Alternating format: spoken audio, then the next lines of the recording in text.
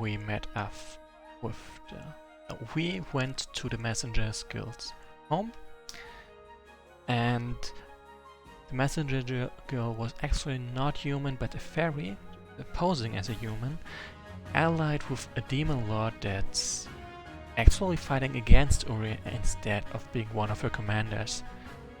And their aim was to destroy the Ruby of Fire to prevent it from falling into Uri's hand, because it's apparently a very powerful artifact. But Ilinia kinda just said, nope, I don't want that.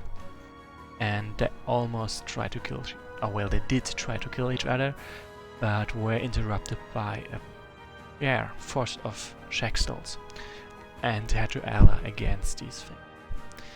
They came to a compromise.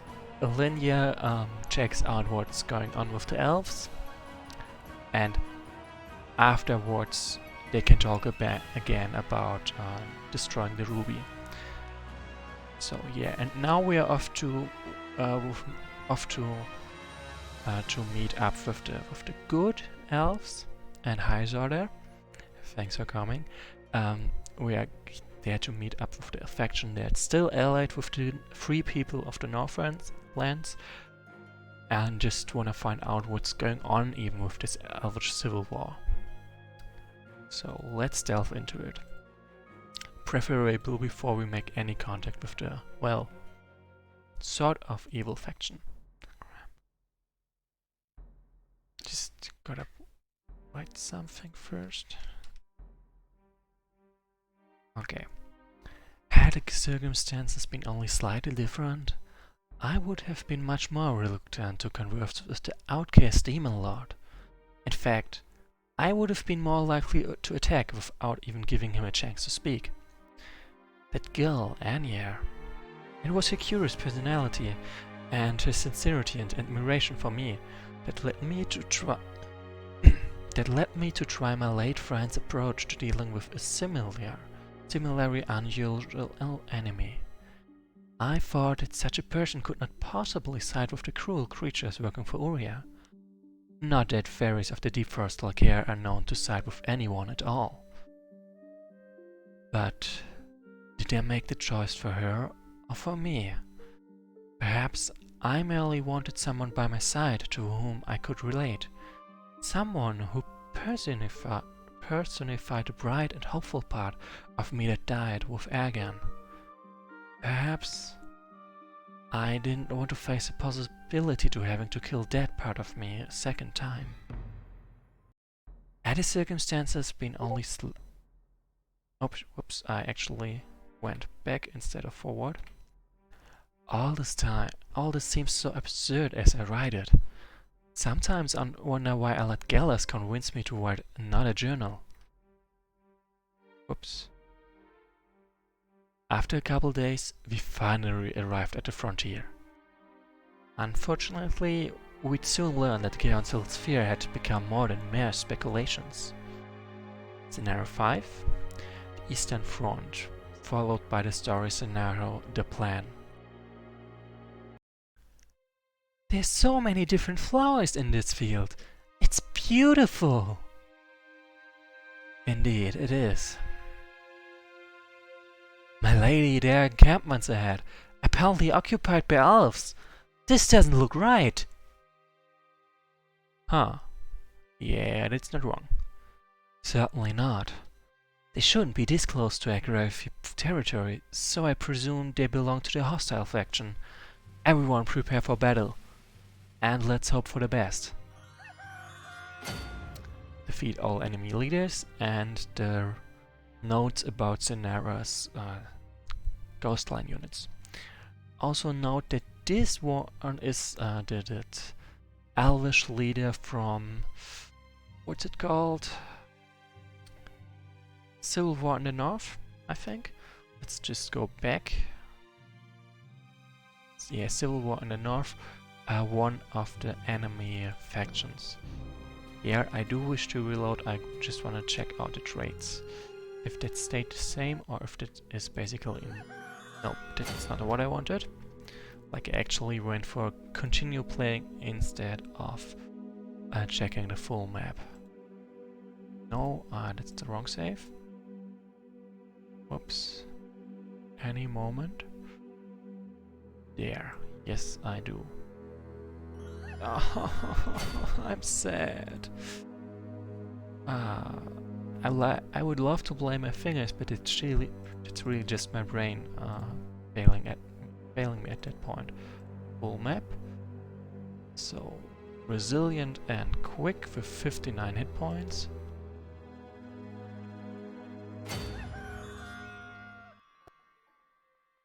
Resilient and quick with 59 hit points. That's a nice touch. Okay. Let's upload this bug as well. Okay. Then I've got 3 enemies surrounding me. Elvish Mystic, Outrider and, well, Ranger. So... And I'm just gonna try to take this one out first. Or maybe this one actually? Yeah, this one. Because it's the furthest away from the other two. Yeah. And that means I have got a good chance at taking that one out before they reach me. Right, and I finally got quite a number of berries with the right combination of traits. Great. But not enough for now. I would like to have a couple more if I can do that.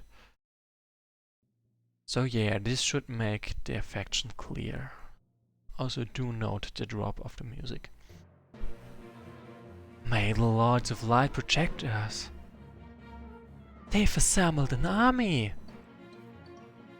Not just that, but I also have support from the metal creatures of Uria. My lady, what do you suggest we do? I wish we could just entirely avoid casualties. But that's not going to happen. So yeah. You heard her, we are gonna slaughter them instead. Like, we really do not have much of a choice in that regard.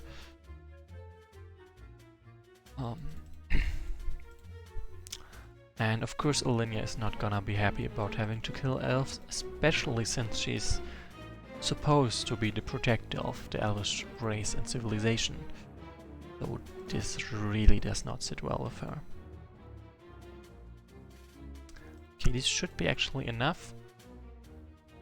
I fear for the fate of the elves who sent that call for help to the council. Like this, the good elves asked for help, and we are supposed to build relief force, and we were meant to meet them here. And obviously we are not meeting any friendly elves right now, so maybe something bad happened to them.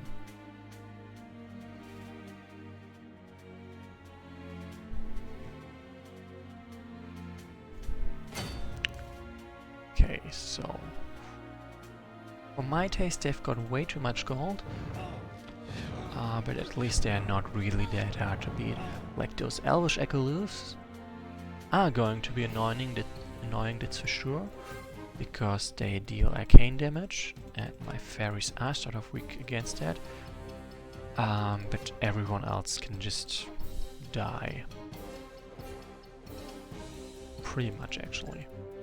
And I don't think I can get through this without losses, at least not if I'm playing fairies only. I think the last time I played this, I went for a couple of skeletons to hold off the Southern elves for a while, because they are really, well, perfect for holding them off as long as they do not run into elvish echoloofs. But that's not an option right now.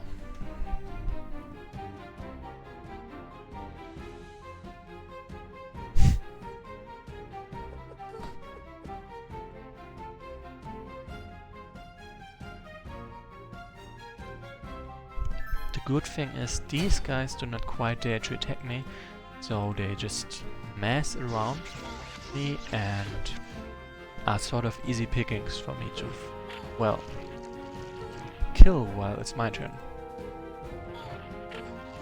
They might of course have taken losses if they had attacked earlier, but now they're just gonna get one-sidedly slaughtered, so that's not really better.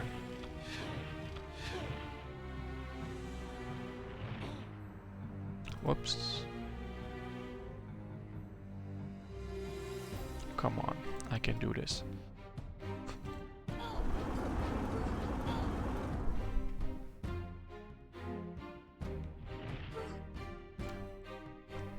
So yeah, these guys, the Aculus, are the actual risk.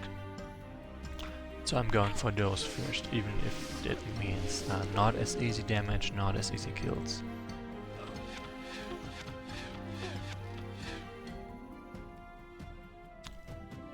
So this is one I'm quite willing to sacrifice. Same for this one actually. Oh, I can move over there, yeah. Then one is so dead, and I hope she can occupy more than 2 enemy units. That would be quite nice actually. Okay, well actually I might be able to reduce their numbers quite a bit more than I thought. Like I totally forgot that I've got so many fire fairies left over who, well, will deal a lot of damage.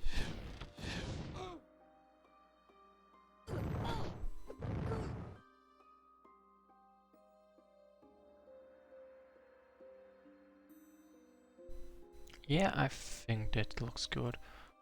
I've got almost 3 times the numbers they have. It shouldn't be too hard.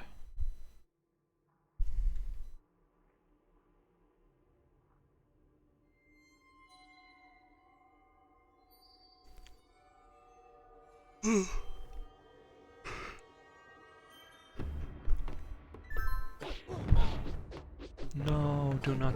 Oh lord. So, whoa, ho ho ho, this is. No, I did not account for this leader. Okay, so let's do it a bit different now. This time I know I do have more damage than I thought, so I can totally take them down. Or at least deal some decent damage. And I just have to keep clear of this guy. This girl, to be precise. Gotta be fair.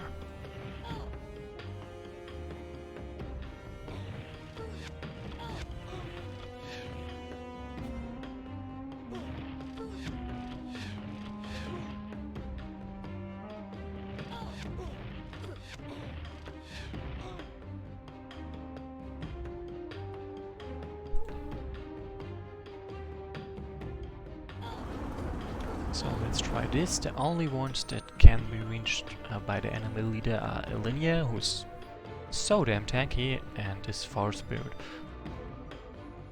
about whom I can say pretty much the same. Like honestly. So damn tanky. Hi Davi, Battle for Wesnoth. I mean, technically you're called Davi BF3, but BFW, but yeah, it would be your full name, I guess.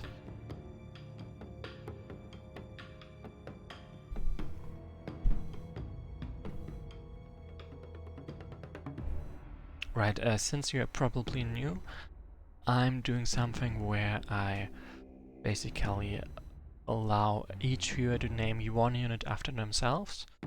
And the question is basically, are you interested or not?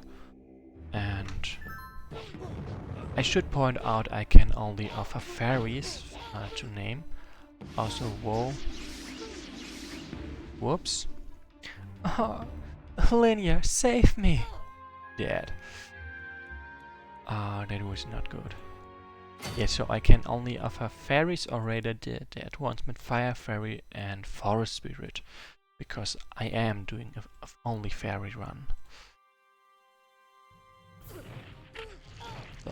And something I kinda forgot, Anya is not allowed to die, even though she is only a loyal marker, not a silver crown. It's just a bug of Wesnoth.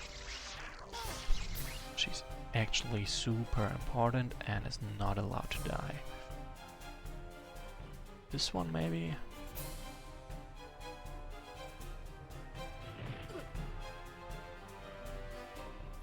Okay, so you won the unit. For now, yeah, I've got plenty of fairies. Fire fairies for now, so let's take this one. Right, benefits of naming a unit after yourself is I'm always gonna recall that one, and it will basically play a part in every single battle in the whole campaign. Or at least for this kind of campaign it will. At some point I will also play other campaigns where I won't restrict myself to only fairies, where sometimes, well, specific kinds of units would be useless for the whole scenario, for specific scenarios, so I wouldn't use them in those scenarios. And you say I sound German, and it happens to be because I am German. So yeah, that is just my first language, and apparently you can hear that.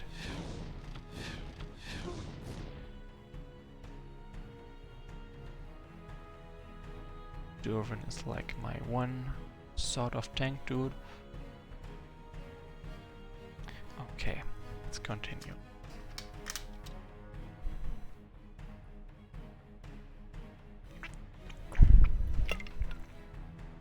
I do have to ask though, do you even know what campaign I'm playing? Or are you aware that this is a user-made campaign instead of a mainline campaign? Because if you think this is mainline, then you should be very confused about the huge number of well, not mainline units.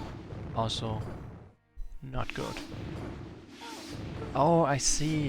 I thought that they literally only deal 5 damage per hit, but when they're dexterous, and whoa, I've been messing up this one turn for a while now.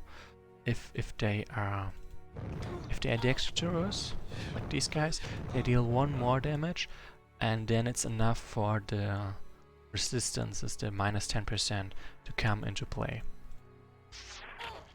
dealing more damage than I thought they would deal. This whole thing would be far easier if the enemy leader wouldn't be quite as ready to jump in and beat me up if given a chance. If given the chance.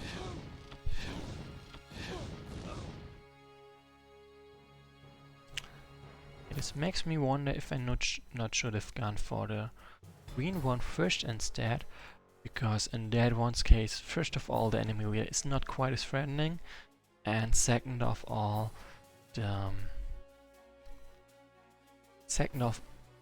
I would meet his units further out, so he wouldn't. If I get to the enemy leader, the units would be dead anyway. So it's not a the name of this campaign is after the Storm episode 2 Fear. It's a sequel from Invasion from the Unknown, and yay, I got a level up. Let's go for more damage. Right, what did I want to say? Do not die. Okay.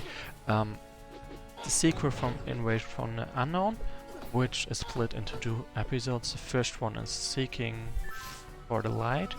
The second one is Armageddon. Then comes the first episode of After the Storm, which is called Fate. Oh, wait. Which? I'm confused right now. I'm not sure if this is Fate or Fear. Like, one of those is called Fate and the other one is Fear. Let me just look that up. And then I can finally start explaining what the campaign is about. Okay, the first episode was called Fear, and this one is Fate. Ooh, that was a lot. And let me just finish this turn first, and then I can continue explaining what this is about. Just a small spoiler, this does have a third episode that's just called Final instead of a specific name.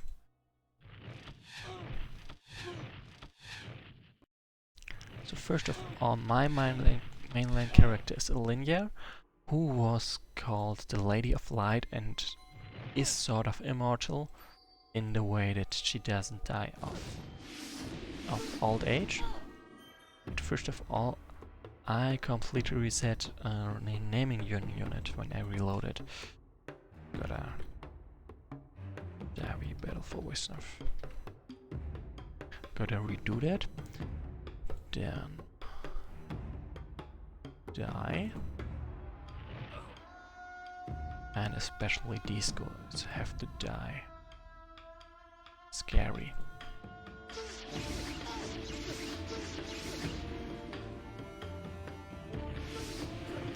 Okay, I should have gone with my fire fairy over there, because otherwise you can't reach anyone, which is bad for obvious reasons. Then, okay, like this, pretty much everyone is screened from enemies. Or at least from this one, to be precise, which is the actual danger.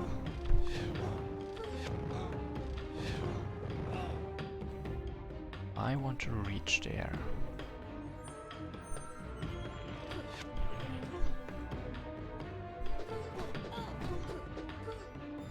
Very well done, Duvern.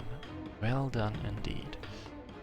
Okay, so I think this is actually safe enough, I hope. Okay, what is this about? Linya, our protagonist right now, was called the Lady of Light before the fall of Wesnoth. The fall of Wesnoth is referenced in Under the Burning Suns. And yeah, back then she led this two groups, or rather one group of surviving elves. They met up with the Queen of, or the Ancestor as the Queen of back then. And so first of all, I managed to just block this one off. How do you do that, girl? Do what? Seem able to heal your own wounds without any effort. I haven't heard of other fairies of the deep forest having that power. Ah, well, I've had this ability for as long as I can remember. So yeah, Lady of Light was a big deal. Together with the Master of Darkness, they could invoke a near, or actually truly godlike power called, what was it? The Union? And they used this union to protect the elf civilization from a demon lord named Zanger. The traitors, they've slain me. Those elves who willingly choose to support the forces that seek to destroy our world don't deserve to live. That seems rather hypocritical coming from you. I can hear you, Zainara. Whoa. Right. But that was ages ago, millennia, basically so much time that no one knows how long ago this really was. Right. And I do not really have a chance of explaining what exactly happened within one scenario. Like, it's kinda hard to condense 3.5 campaign into one explanation. Anyway, she was woken up by a band of elves, and this time, after having slept for, well, a long time since back then. A long time has passed since the fall. She has slept sort of through most of it, and was just recently woken up by a band of elves led by an elvish champion called Gallus, the leader of his people, who were driven away from their homeland a Wally named Wally of Linear, named in her honor indeed. Right. And they were accompanied by an ancient leech called Malkesher. If you've played A Descent into Darkness, you should be familiar with that name. And yeah, the very one. You might be wondering why, well, why did they have the ancient leech with them, even though elves and undead are supposed to be enemies? And it's because they basically beat him up and told him, you can either join us or we kill you now. And he decided, yeah, I'm gonna join you, but let's be honest, it is a gross misrepresentation of what actually happened. It's a rather extreme oversimplification. So, in the second, so that was the first episode of Invasion from the Unknown. Remember, there are 2 episodes. In the second one, first of all, at the end of the first one, they flee again from the Chaos Empire. Did they even talk about this? So basically, the Chaos Empire drove the elves from their home, and they woke up Linear to combat the Chaos Empire. And at the end of the first episode, they have to flee again from underground where they found Linear, because the Chaos Empire comes knocking on their door. Oh, close again. And then in the second episode, they meet up with the people from the Northern Country, from the lands beyond the Hard Mountains, and ally with them, and even tell them to declare war on the Chaos Empire, so they would not have to fight it alone, because already there was plenty of reasons, even if they did not fight them, to declare war and say Chaos Empire, because it destroys the world around them. So they also made a plan to attack or to assassinate the Chaos Emperor, who is obviously the leader of the Chaos Empire, and they actually pulled it off. Their only problem though was that, well, the Chaos Empire was the Master of Darkness, the very one she could use the Union together with, and who she thought to have died even before she went to sleep, which is, well, extremely long ago. The Master of Darkness, by the way, was also her lover. Like the one person she loved the most in the world. So to put this into, what's it called, perspective, his disappearance or his death, from her point of view, was the very reason why she, well, went to sleep to begin with. And she had to kill him at the end of the episode 2 of Invasion from the Unknown. So they managed to kill him, but they're of course still deep in the enemy territory, because after all, where do we find the Chaos Empire? In the capital city of the whole empire. That's the start of After the Storm. I did forget someone important though. There is a goblin rider and a wolf rider called Igor you picked up along the way, just a bit before you meet up with Linear.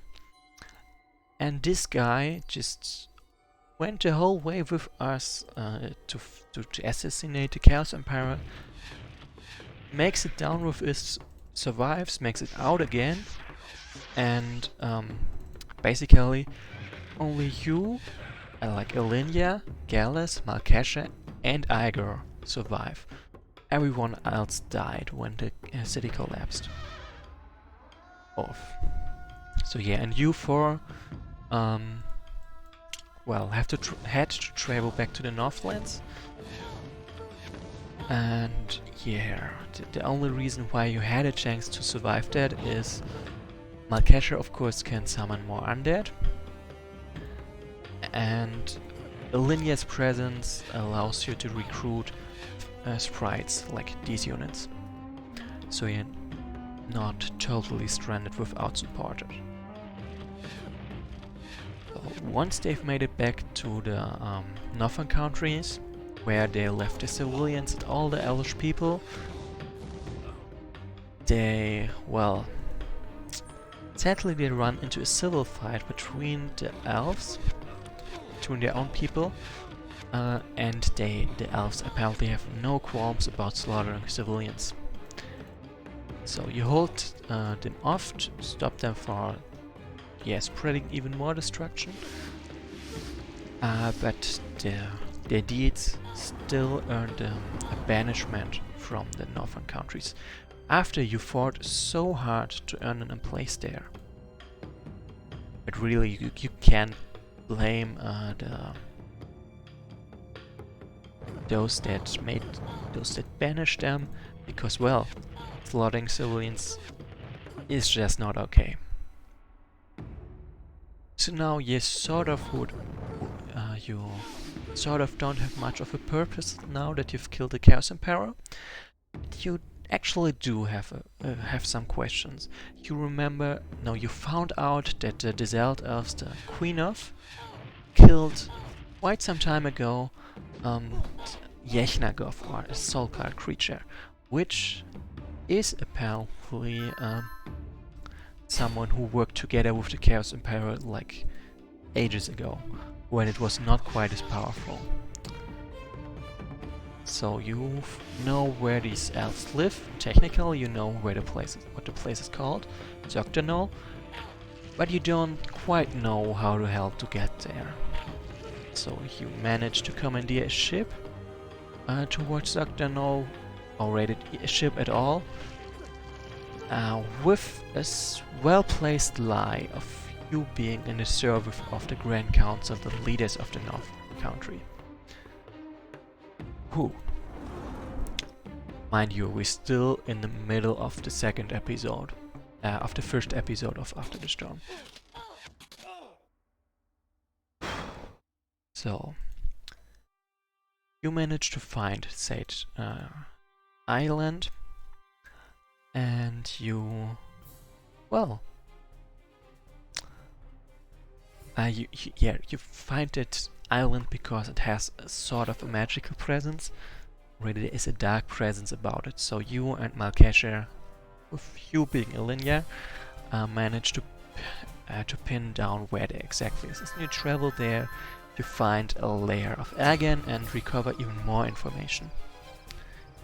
Now let me play this turn, and then I can keep talking. First, but I do need a break to drink something. Like, whoa. That's a lot of talking. So, die. Okay, almost die. As long as these guys can't reach me, I don't really care anyway. Oh, this is a sprite. I thought it's a fairy. Whoops. Okay. Kill this one. Yeah, this one is probably dead, but I do not have to care. Whew. Okay, finally I can advance once more and beat them up where they stand. Village, please. Okay. We recovered information on Zogdanol. Now we have to get back to the great continent, of course, so we sail back.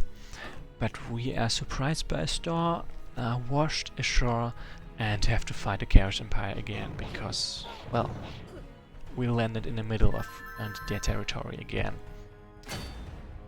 We actually easily managed to beat them up. We've basically got practice in doing so by now, because that's all we've done for the last 3 episodes, even though we had to run at the end every single time because they just outnumbered us. But yeah, we got pretty good at defeating them.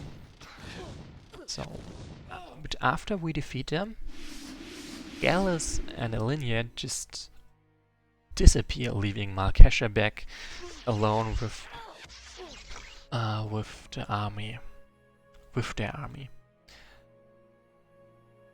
It turns out they get captured by the Chaos Empire. Well, not exactly while no one was looking. The Chaos Empire does have some very competent mages, so that's why that happened.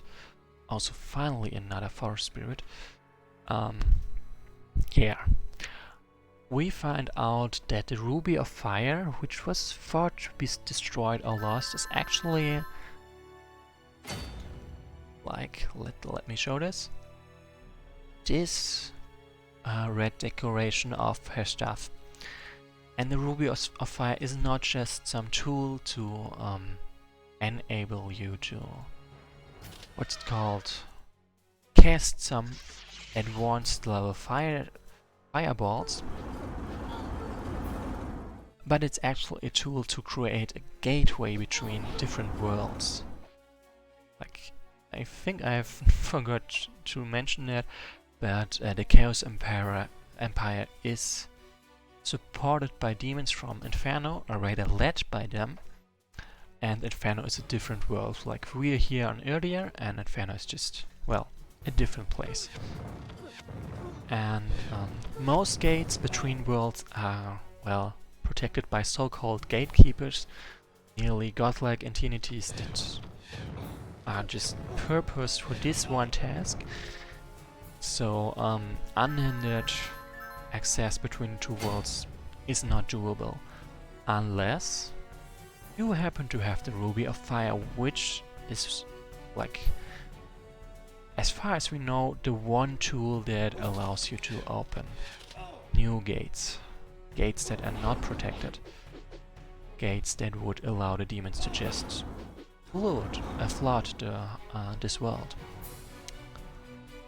And also flood into other worlds, because, yeah, there's not just one other world out there, there are multiple ones. Right, and the Chaos Empire pretty much wants to conquer them all, which is not good. Whew.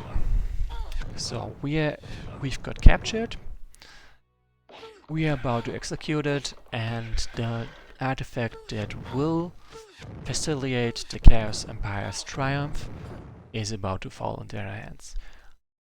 You know what Malkesha says to that? He says, fuck this, and arrives with a force of orcs, sprites, like fairies, and undead. Right, the crew that sailed your ship was orcish, by the way. So that's why you got the orcs from. They're just the crew. Oh, die. Finally get to move ahead against them. So, die. Right. So yeah, the problem is the Chaos Empire has some really serious powers you would have never expected. Like the new leader of the Chaos Empire has the power to cancel spells that bind undead to, well, undeath. And oh no, this is not gonna happen. And to smite, if there is no better word for that, to smite the descendants of, well, the fairies, basically. So Malkesh's actually a pretty heroic rescue mission turned into a suicidal mission when almost all of their forces were destroyed by Sate. Actually, this one. By these spells, and now we're still stuck inside of a fortress of the Chaos Empire and are just running away. and trying to find a way out so we can survive. This chase continues on for 3 short scenarios that are tied together, so you don't have to watch the full chase, but only the interesting parts of it in a way. Actually, not this one. This one. Oh snap. I do not want this one to die, but yeah, I messed up. I think that's not avoidable. So yeah. At the end of the chase, Gallus is killed. Abbott and Elinia and Malkasha managed to teleport out with Elinia's spell. You may ask, why did they not use that spell earlier to save Gallus? Problem is, Elinia never managed to actually use that spell before, and teleport spells are not something you can joke around with. As evidenced by the teleportation, well, they did manage to teleport out, but Malkasha was basically bisected. Like, not basically, but actually. And even if they did teleport with Gallus, he clearly wouldn't have survived that. So let me redo this because that's not smart. Why I'm complaining, I can do this.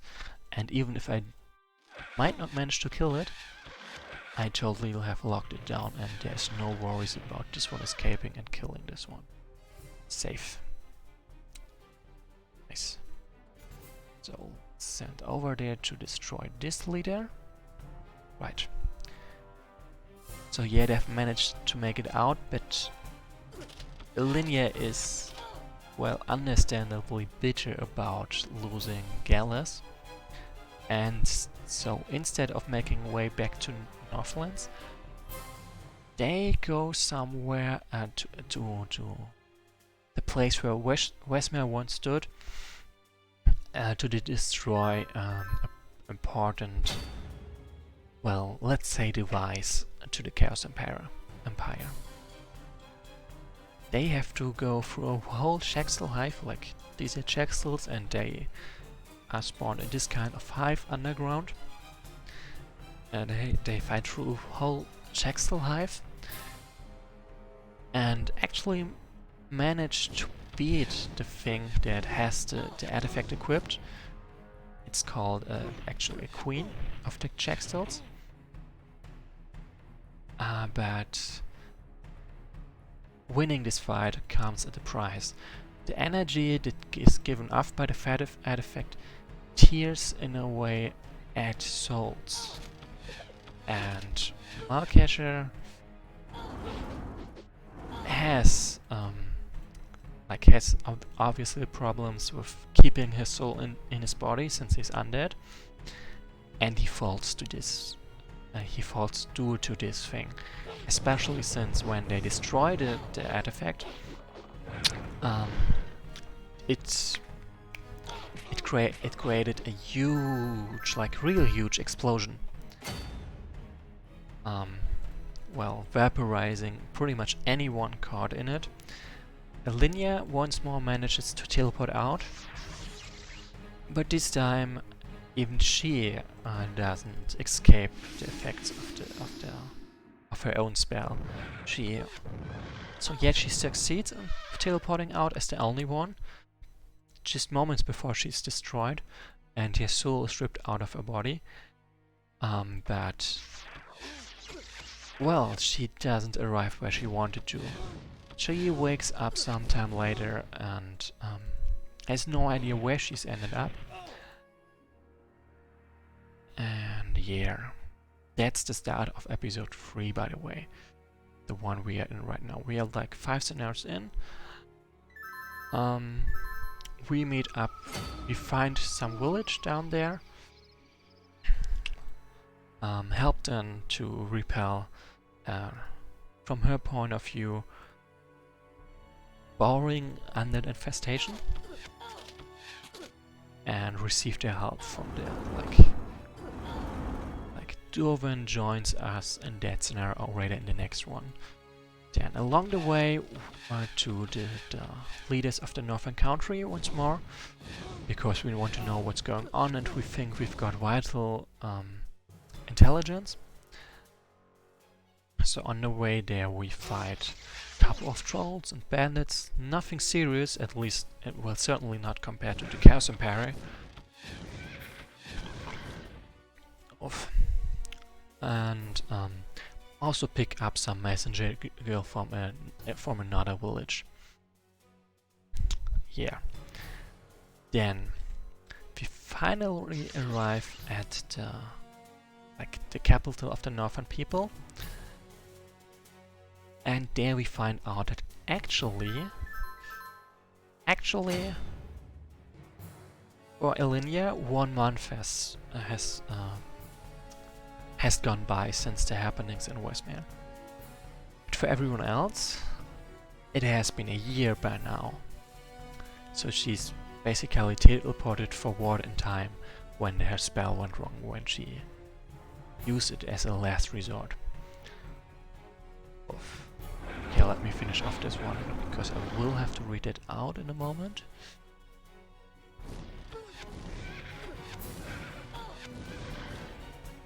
Okay, and great. Anya gets the kill. I shall not fall today! He's escaping! Yeah, and he runs away. Fair point, I would do that too if I was faced with dying or running away. So, where was I? Right.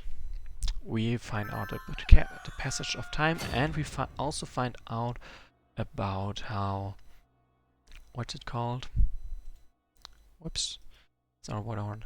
How the time passed differently for me and everyone else, basically. We are also being told that elves are once more in a civil war, like as we can see right now, and one of the two factions is actually supporting the Chaos Empire, the ones that have driven us, well, away out of our very home back then, when it all began, like ages ago, so it feels. So, the council sends us to help them because, first of all, the elves are banished, so they're not that keen on helping them out, like the good faction, helping out the good faction, and what's more, their forces are stretched quite thin because of the war against the Chaos Empire, so they literally can't afford to help out even if they wanted. Which they do not quite do. So, and we're almost here at this scenario because we've still got Anya not explained. In the previous scenario, we visited the messenger girl's hometown, and actually, said messenger girl is not human but a fairy, this one, and is allied with Demon Lord, who are kinda the allies of the Chaos Empire and always enemies. But it turns out it's not the case with this one. He's the Demon Lord we are talking about is one of the few fighting against Uria. And yeah, if you want an explanation for that scenario, just go to the start of this video of the day, which will be posted on earlier, and then you'll have it. And I'm actually pretty timely at the end of the scenario. Who is it that dares defy the power of the Lady of Light? You, I presume. I am the only Lady of Light there is on Earth, and you have been deceived in fighting against me and the Grand Council of the Northern Peoples in favor of a dark house, one that betrays the memory of our civilization and our leaders. You are nothing but a blatant impostor working for the human bastards. A dirty, treacherous impostor. Take her back to the encampment. I need to ask a few questions. I refuse to answer to the likes of you! Kills herself. This conflict didn't begin just now.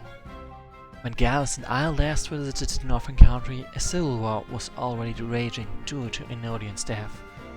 The rumors pointed at the Iron Council's intrusion in our lands and affairs, but we didn't have the opportunity to confirm anything. Wait,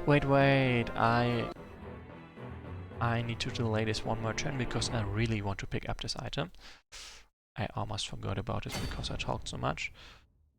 So just pretend I did not say anything.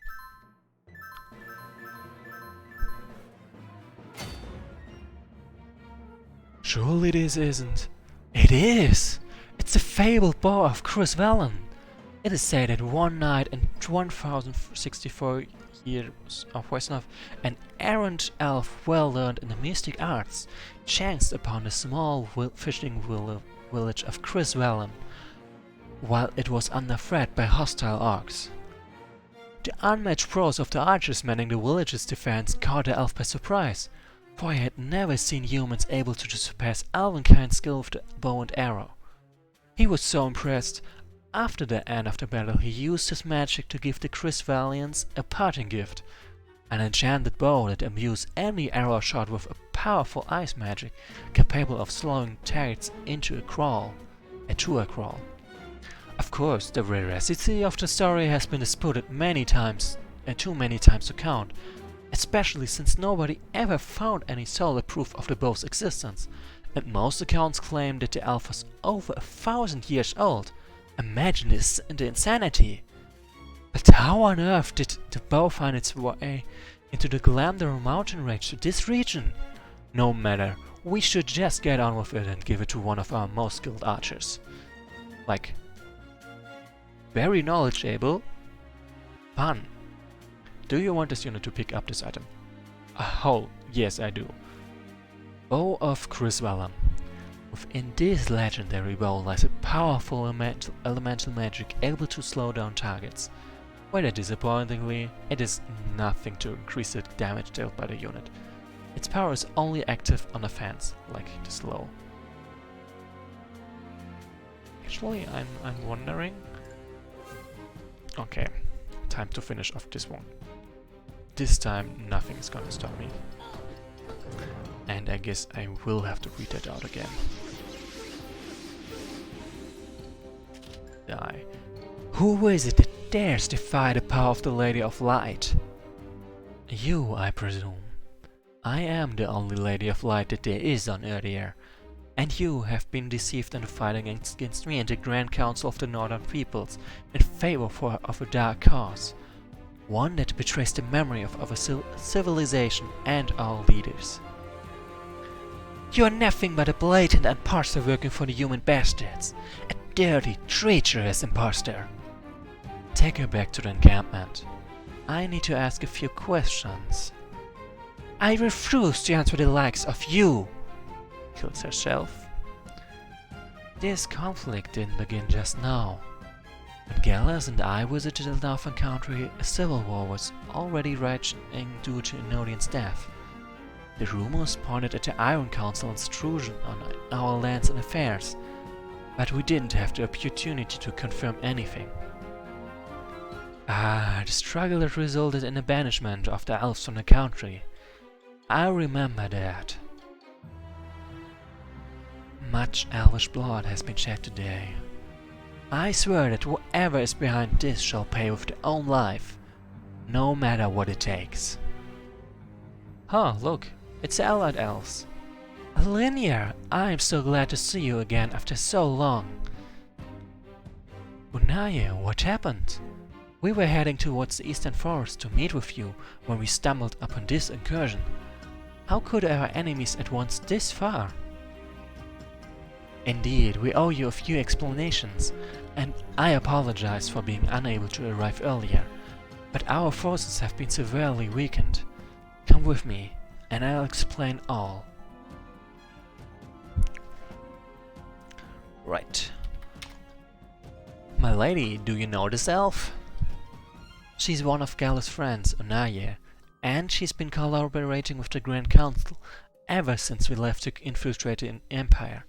I know she can be trusted. Now, let's go. And it's finally the end of the scenario. Whew. So, I'm gonna take a break of 5 minutes and then read out the story scenario and then make it end for the day. So in the next scenario we are finally gonna find out quite a bit more information about what the hell is even going on. Yeah. For some of you, see you in a moment. For most others, probably see you next video. So yeah, now the 5-minute break. If I actually could open it up. Yeah, so Wesnoth is kinda stuck right now and doesn't let me tap out. So this is gonna take a moment. Yeah, finally. See you soon.